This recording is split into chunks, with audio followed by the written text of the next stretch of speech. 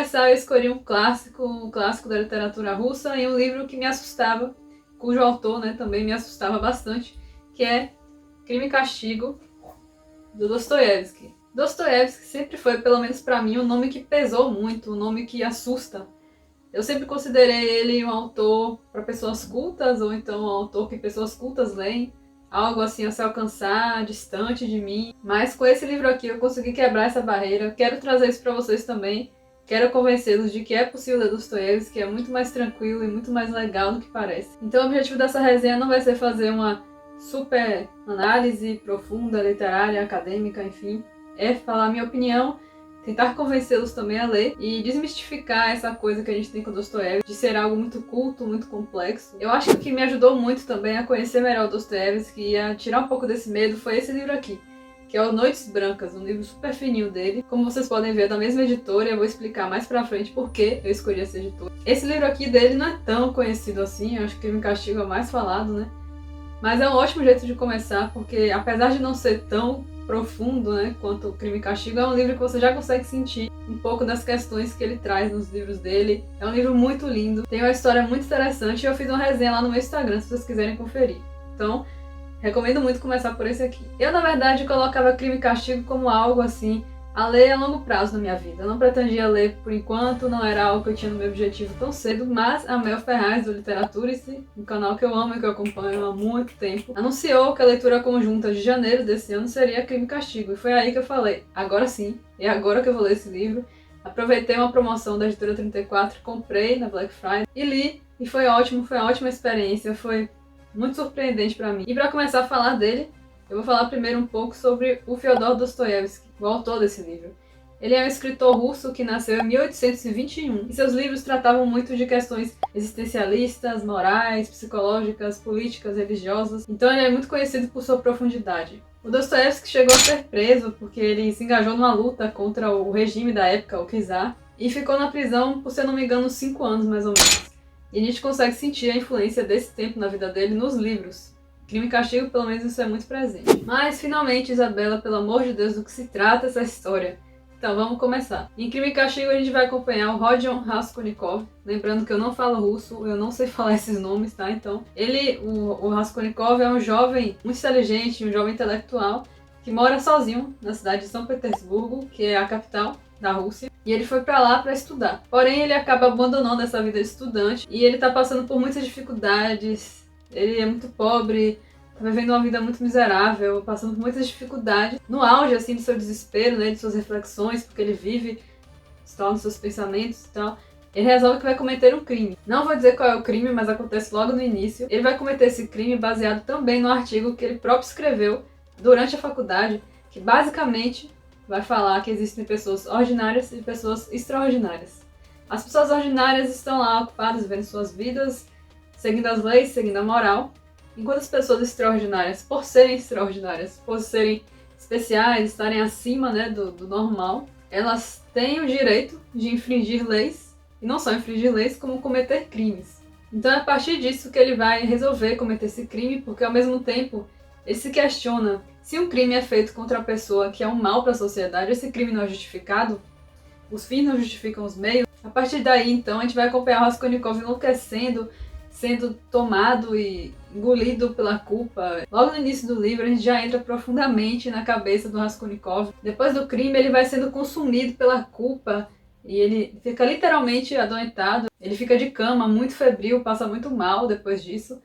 E a gente percebe a influência que esse crime vai ter na vida dele e das pessoas à sua volta. Então, como vocês podem perceber, o crime não é um mistério nesse livro, o crime não é algo a ser resolvido. Não é um livro policial, sabe? Não é um livro que vai tratar disso. A importância desse livro, na verdade, é a questão psicológica, de como a mente dele vai se comportar após esse crime.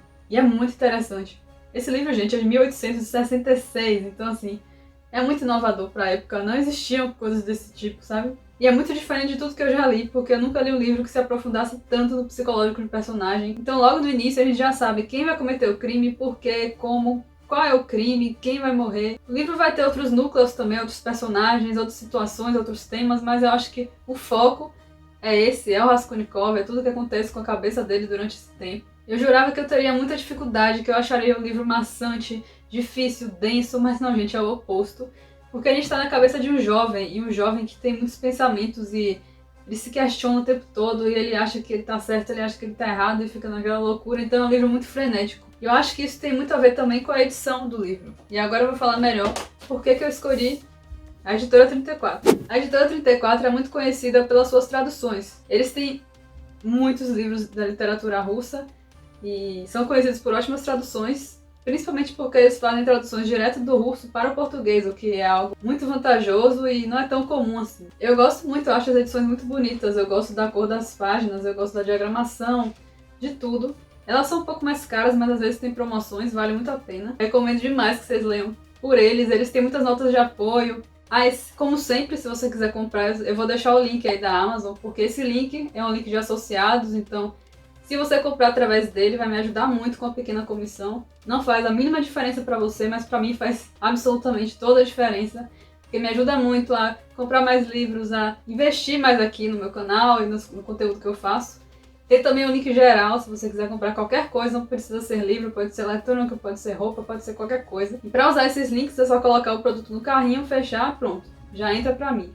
Já que eu tô falando aí da tradução, da linguagem, enfim, eu vou falar da minha maior dificuldade, que foram coisas bem específicas da literatura russa, né, da cultura russa. A primeira coisa é chamada patronímico. Eu nunca tinha ouvido falar isso na vida, aprendi com a Mel Ferraz, aprendi através desse livro, pelas pesquisas que eu fiz, que é algo da cultura russa. É mais ou menos um sobrenome, pelo que eu entendi, que os filhos pegam do nome do pai, derivam do nome do pai. Geralmente eles utilizam sufixos diferentes para o sexo feminino e o sexo masculino. E eu vou trazer um exemplo aqui para vocês verem. Olha só, a gente tem o Rodion Romanovich Raskolnikov, que é o principal, e a Avdotya Romanovna Raskolnikova. Tá ridículo eu falando, eu não sei falar russo, como eu já disse.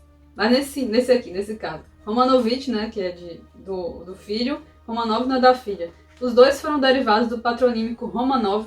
Isso é muito interessante porque a gente consegue perceber os diferentes parentescos no livro e tem vários exemplos. Porém, isso é mais interessante do que confuso. O que realmente me confundiu é algo que, pelo que eu entendi, é típico próprio do Dostoiévski. Essa coisa se chama onomástica e é meio que um apelido que ele dá aos personagens baseados nos seus papéis do livro e nas suas personalidades. Então, assim, os personagens não são chamados somente pelo nome, eles também são chamados por esses apelidos. Então, às vezes, eu ficava bem confusa. Quem é esse? Meu Deus, já esqueci. O que me salvou foi a lista de personagens que eles têm aqui no final, que foi essencial.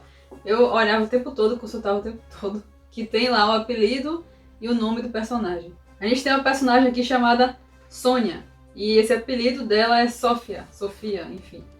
Temos também o Dmitri, cujo apelido é Razumkin. Então, assim, é completamente diferente do nome. É algo que você tem que estar ligado para não se confundir aí. Mas para fechar esse vídeo gigantesco, eu quero dizer para vocês que leiam Dostoiévski, que não é essa dificuldade toda. A gente não tem que ser assim, não tem que ter toda uma bagagem cultural, ou a gente não tem que ter lido milhões de livros, milhões de calhamaços para poder entender. É fluido, é muito interessante, é uma história muito diferente. É claro que a escrita também é diferente, o estilo é diferente, não é igual a qualquer outro livro. Então espero pelo menos ter colocado aí, plantado a sementinha da vontade em vocês, da curiosidade. Espero que tenham gostado do vídeo, da minha volta.